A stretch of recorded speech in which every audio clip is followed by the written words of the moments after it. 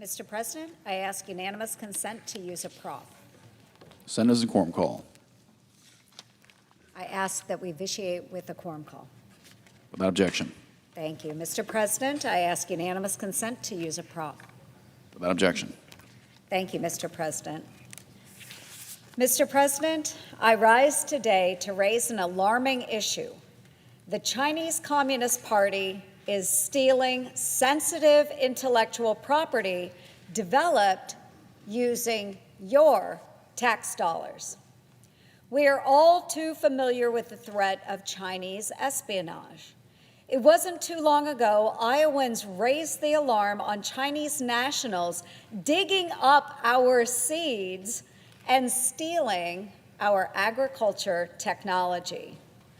Just last month, a Navy sailor was convicted after China paid him in exchange for highly classified data about Navy ships.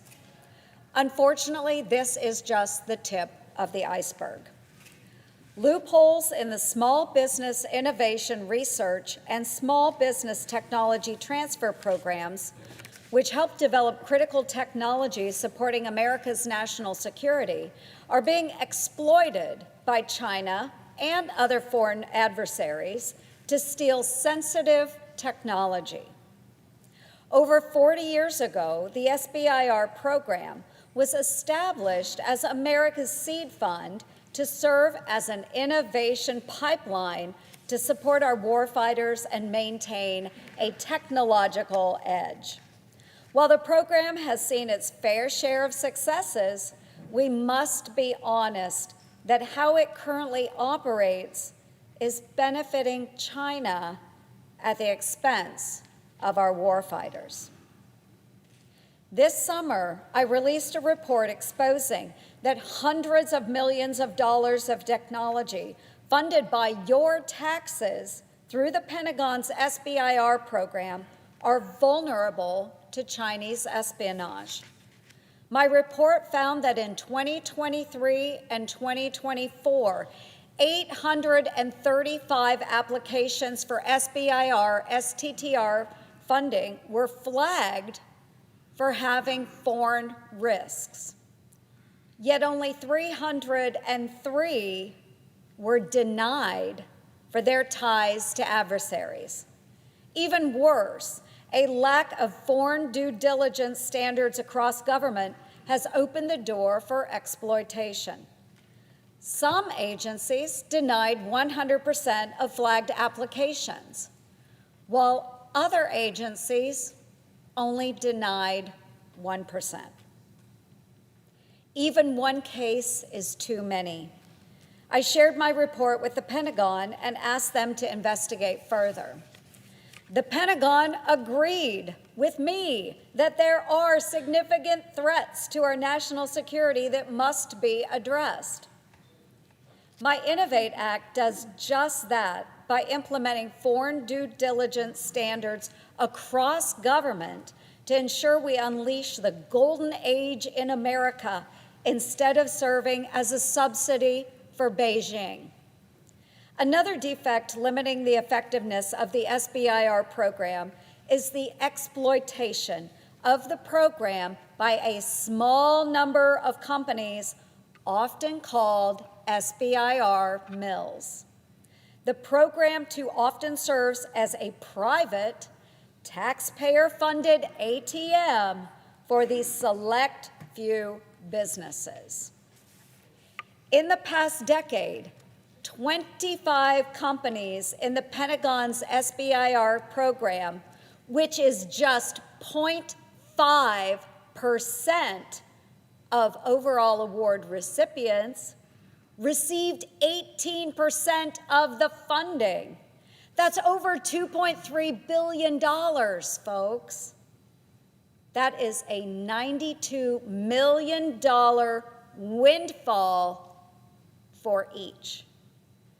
No wonder hardworking folks in Iowa have a hard time viewing these as truly small businesses. Even worse, these so-called SBIR mills too often produce nothing more than policy white papers, despite many of their business models being largely dependent on your tax dollars. Folks, as a combat veteran, let me tell you, a white paper is not supporting our war fighters. Our men and women in uniform deserve the best, most innovative technology to protect themselves, defend our nation, and deter our adversaries. But when it comes to protecting and defending us, what do these white papers provide? I suppose we could fold them into paper airplanes. I can't throw it on the floor of the Senate, but you get the drift. Okay?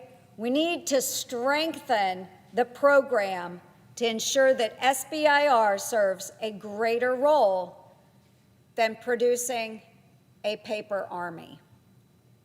The Innovate Act fixes these egregious misuses of taxpayer funds and ensures award dollars go to the best and the brightest entrepreneurs, not grant writers who have learned how to game the system on the taxpayer's dime.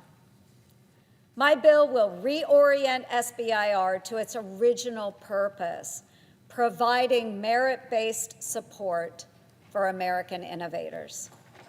It course corrects the program back to helping true American startups get off the ground.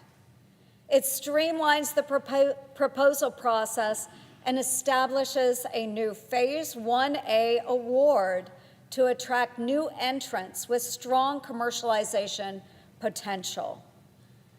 Lastly, the Innovate Act allows new strategic breakthrough awards of up to $30 million at the Pentagon, DOE, NASA, HHS, and NSF. These awards with required matching funds will move our most promising technologies out of the lab and into production for our warfighters, scientists, and other medical professionals. Time is of the essence. The United States cannot and should not delay these reforms any longer. No more waste. No more giveaways to Beijing.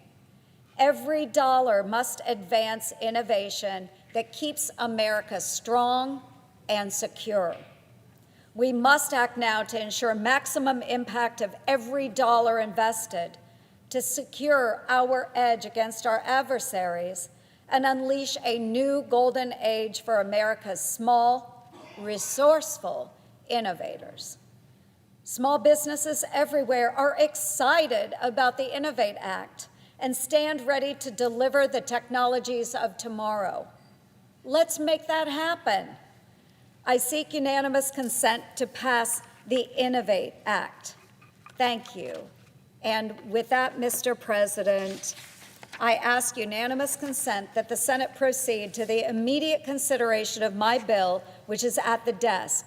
Further, I ask that the bill be considered read a third time and passed, and that the motion to reconsider be considered made and laid upon the table.